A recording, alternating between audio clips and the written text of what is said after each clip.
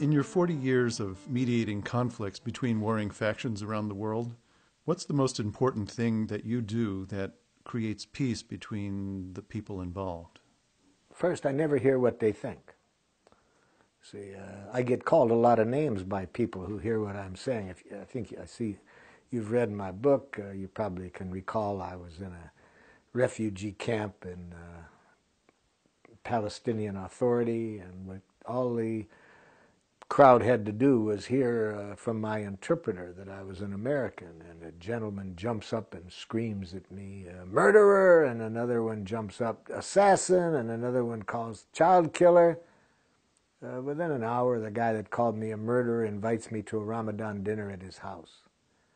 I didn't hear what he thought of me. I connected to what he was feeling, what he was needing. As I walked into that refugee camp, there were hundreds of tear gas grenades all over the lawn, shot in the night before when they had a riot there. And on the side of each of the grenades was written, "Made in USA." So when this guy calls me murderer, hearing that I'm an American, I tried to hear, what is the guy feeling? And I said, "Sir, are you furious?" And then I tried to hear his needs. "Are you needing a different kind of support from my country than you're getting?"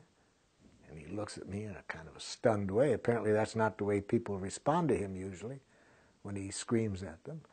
He said, "You're damn right. We don't have sewage. We don't have housing. Why are you sending these weapons?"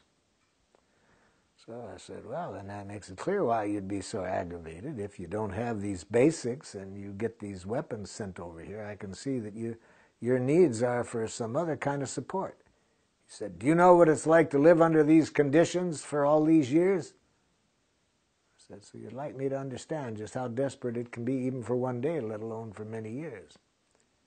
So I heard what was alive in the guy. Not what he thought I was, a murderer. I didn't say, "I ain't killed anybody." I tried to hear what was going on in him. And when he trusted that I sincerely cared what he was feeling, what he was needing, he could start to hear me then when I said, "Look, I'm frustrated right now because I came a long way to be here. I want to offer something. And I'm worried now that because you got me labeled as an American, you ain't going to listen to me." He said, "What do you want to say to us?" So he could hear me then.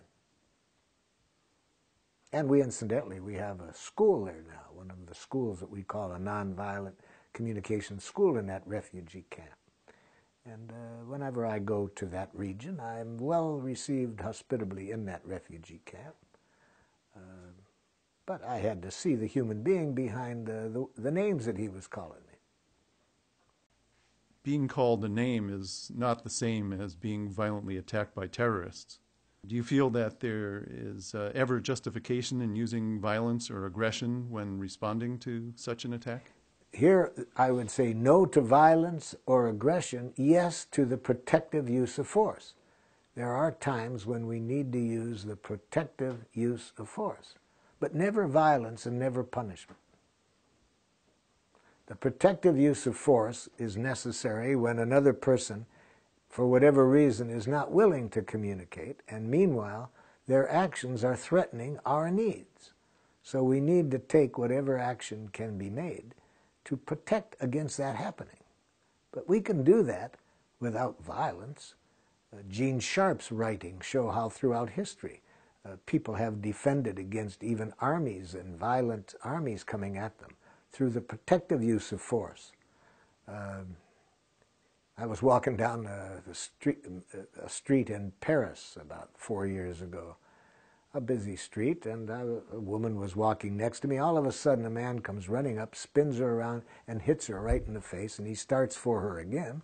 Well, there wasn't time for me to talk with this man, so I used force to restrain him from doing that again. I didn't want to punish him. I didn't beat him, but I had sufficient force that I could keep him from continuing. So yes, times you use force to prevent violence, but not in the form of punishment to make people suffer because you have judged them as evil. But just talking to terrorists and the governments who harbor them doesn't seem to work either.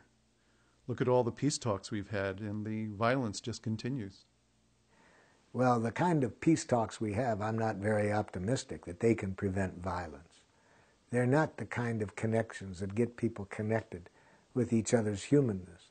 They're basically arguments, and that they try to find some compromise. We need to grow up and find out that there are far more powerful ways of having peace talks than the ones we now engage in. How would you engage these people in peace talks? Pretty much as I told you I did with the tribes in Africa, or when I've done, I was doing a little mediation between a group of Israelis and Palestinians in Jerusalem. And I started that. I said, let's look at what your needs are that are not getting met. And a Mukhtar, who was a mayor of a village, he looked across at the Israelis and said in a nice tone, does it bother you people to be acting like Nazis? And then a woman jumps up, an Israeli woman jumps up and immediately says, I should have known better than to come to this meeting. That was a totally insensitive thing for you to say, Mukhtar. And she starts for the door. She's about to leave. We have hardly had 2 sentences, and people are already worse off than we began.